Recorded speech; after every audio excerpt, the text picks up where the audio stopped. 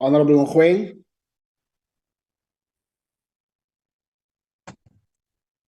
Thank you very much, Honorable Chairperson and fellow honorable members.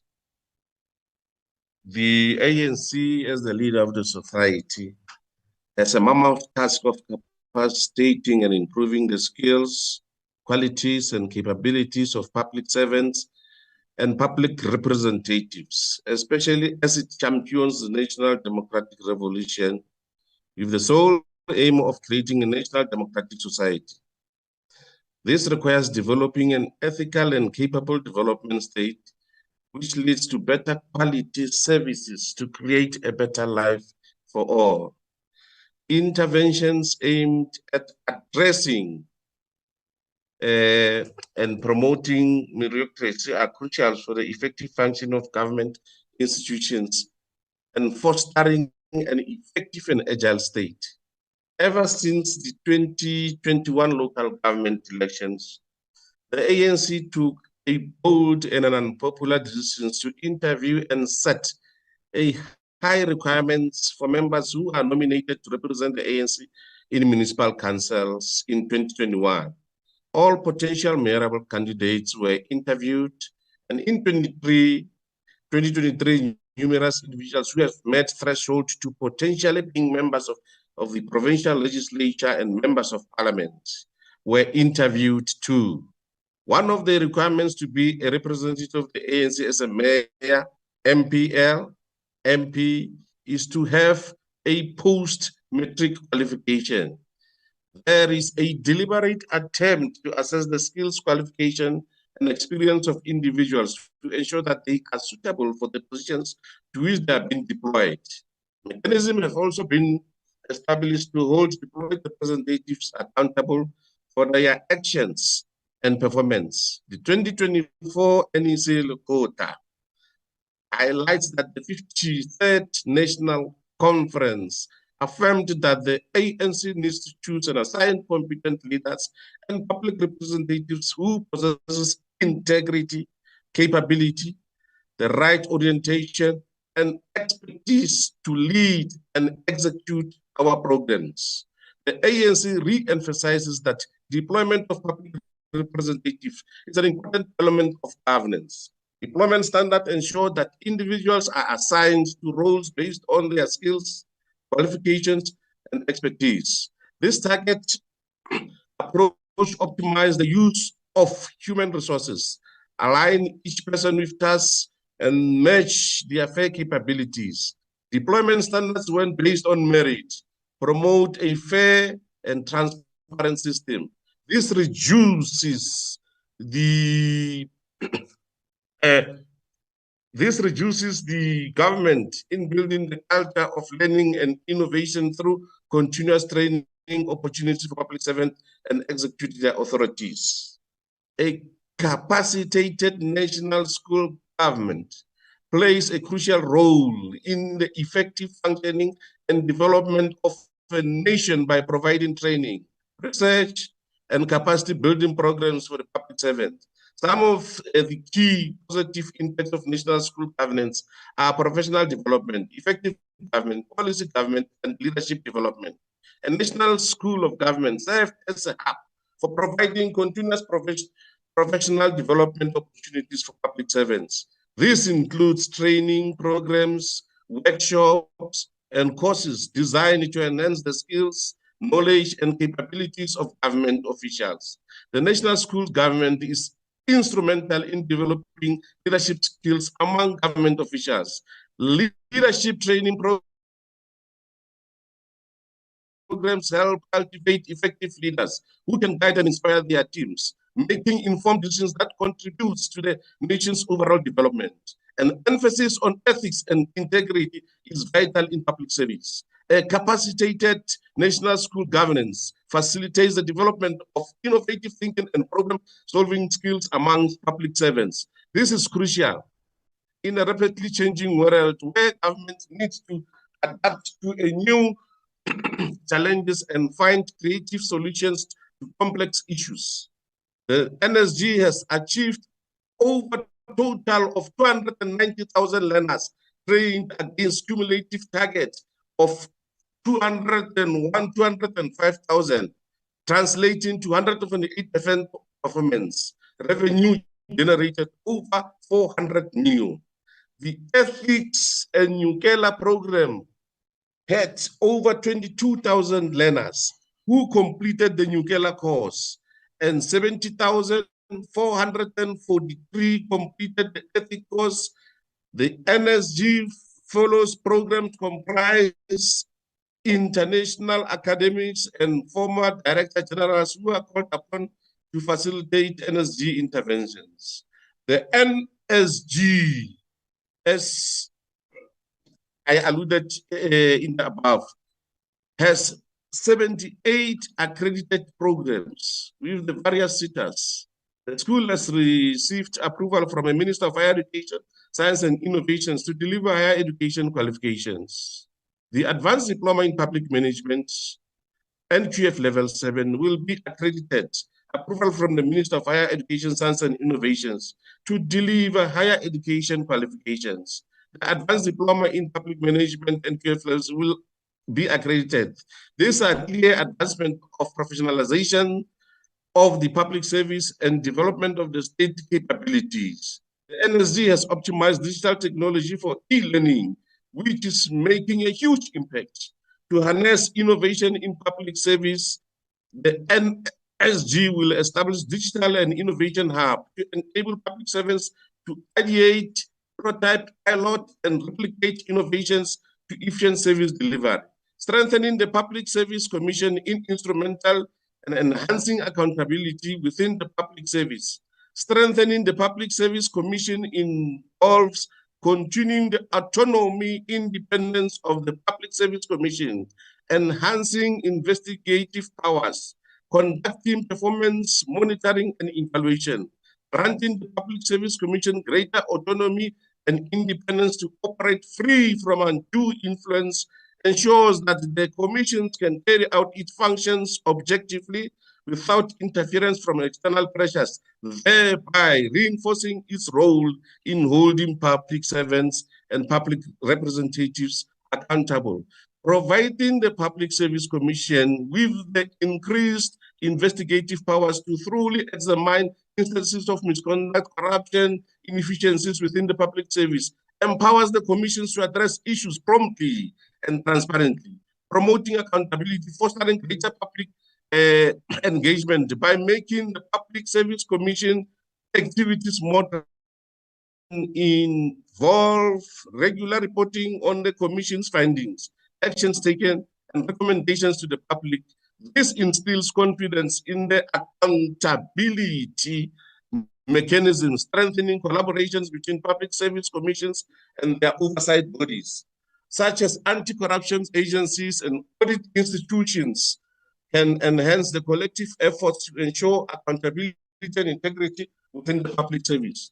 National Anti-Corruption Hotline, which provides a one-stop mechanism for members of the public to report acts of corruption anonymously and create an opportunity for different role players to cooperate better in receiving and handling allegations of corruption.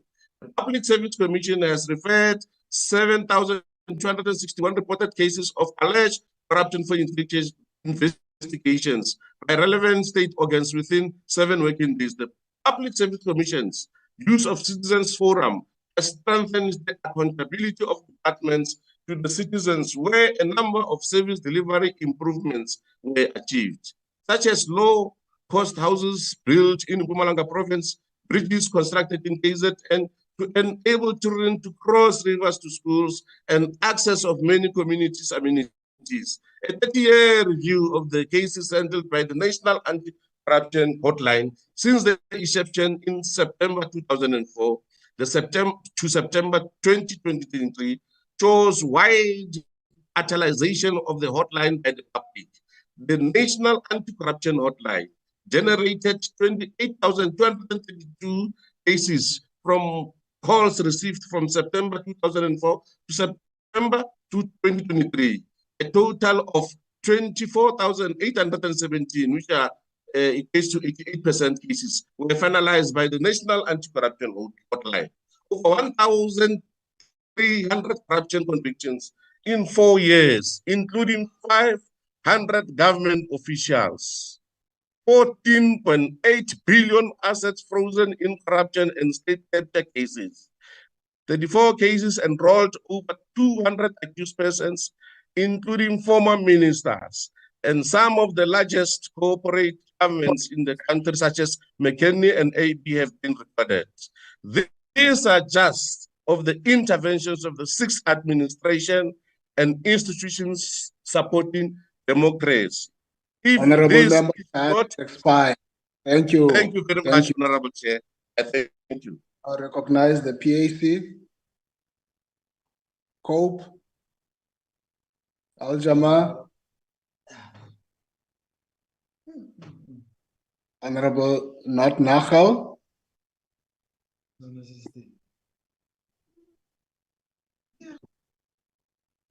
Honorable Not Nachal, you are recognized.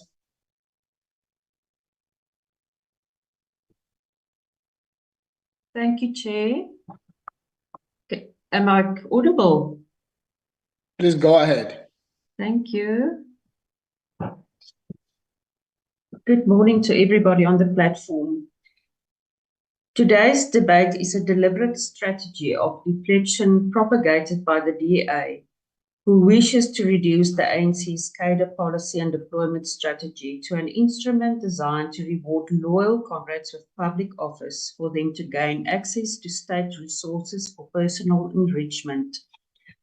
Understood in this way, the ANC's cadre deployment invariably entails practices in which loyal comrades in public office ambiguously subvert the rule of law and erode the quality of our civil service measured in poor quality service delivery, personal gain. From our perspective as the ANC, this is the wrong way of looking at cadre deployment. Put differently, the DA's attempt to declare the ANC's cadre deployment unconstitutional and unlawful is based on a misreading of the history of systemic exclusion and an institutionalized racism that considered Black people as human beings with defective humanity. First and foremost, before the dawn of democracy, the ANC found it relatively easy to attract committed, dedicated, and loyal comrades to mobilize the motive forces of society against apartheid colonialism, and material inducements were not used as an incentive since the ANC never enjoyed any access to state resources. Thus, the DA's false narrative that cadre deployment is an instrument with which the ANC sought to provide public office and redistribute state resources to reward loyal comrades is at its best imprecise and at worst theoretically indefensible. The fact of the matter is that the bureaucracies of well-functioning and mature democracies like the one that South Africa is are being starved with, naturally, the party officials of the governing party will have advanced critical and curious mindset, not to mention high caliber, academic training, specialized skills, and an unwavering commitment to vouchsafing the interests of the electorate. The first few examples of this are the United Kingdom and the United States. The DA will not admit to this because the more racialized you are, the more ignorant you seem to be. The ANC's cadre deployment is justified by three complementary arguments. The first one, it ensures that the nexus between the elections manifesto of the ANC and the government policy agenda is intact. Second, it weakens the possibility of capture of government policy by vested interests so that government policies do not produce perverse outcomes at the expense of national interests. And third, it cements the state-citizen dynamic so that the ANC can account to the electorate for the initiation or lack of initiation of policy reforms the party committed itself to implement.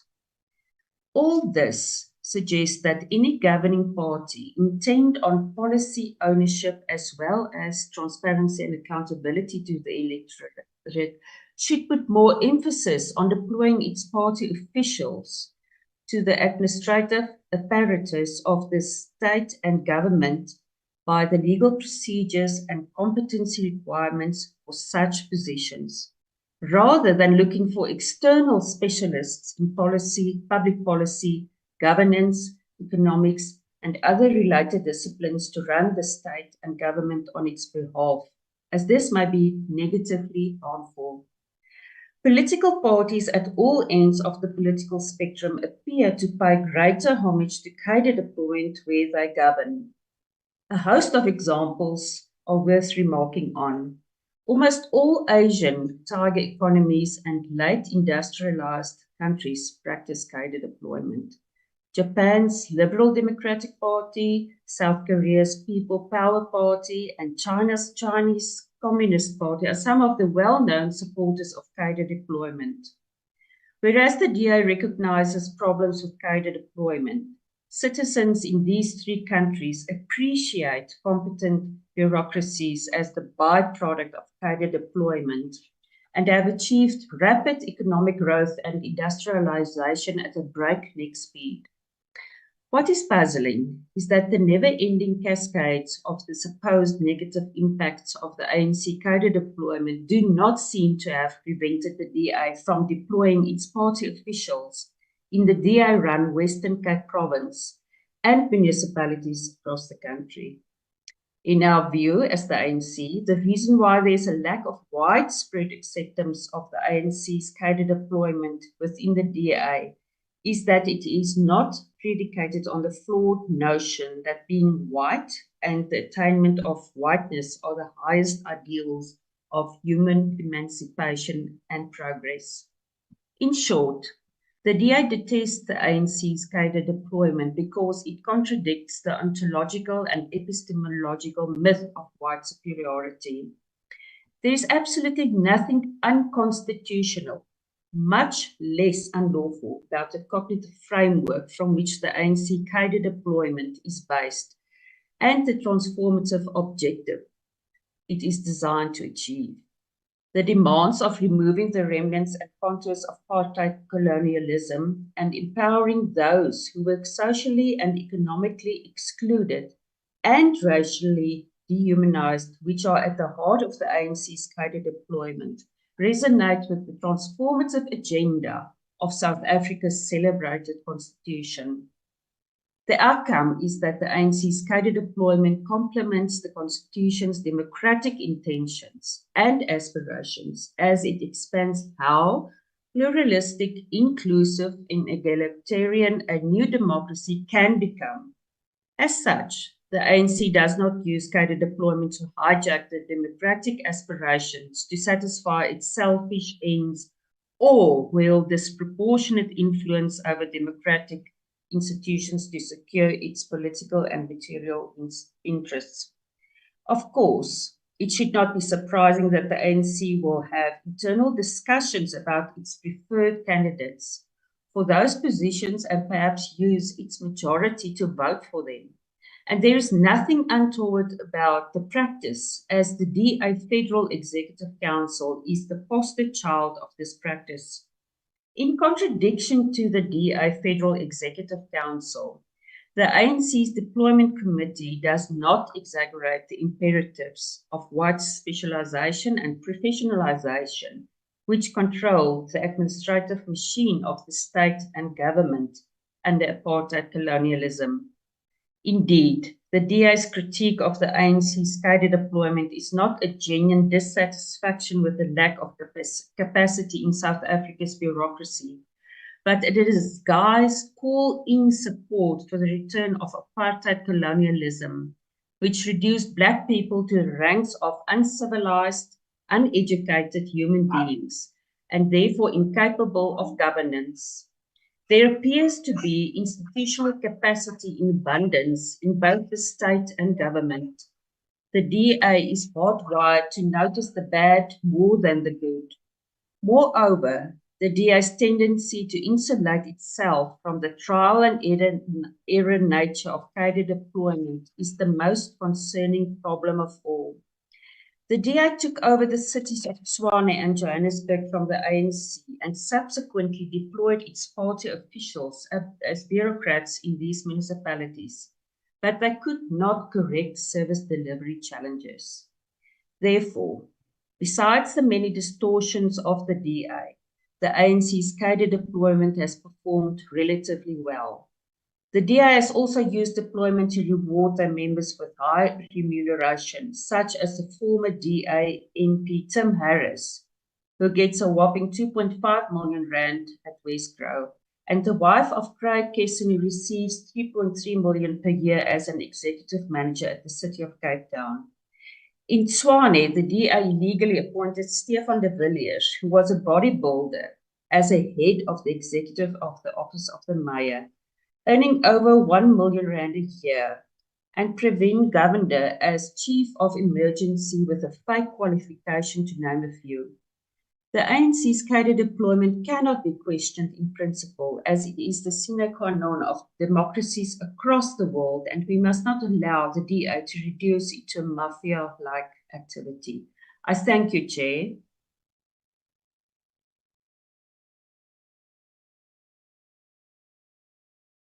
Thank you, Honorable Janine Notnagel. You have a minute left. You want to use it?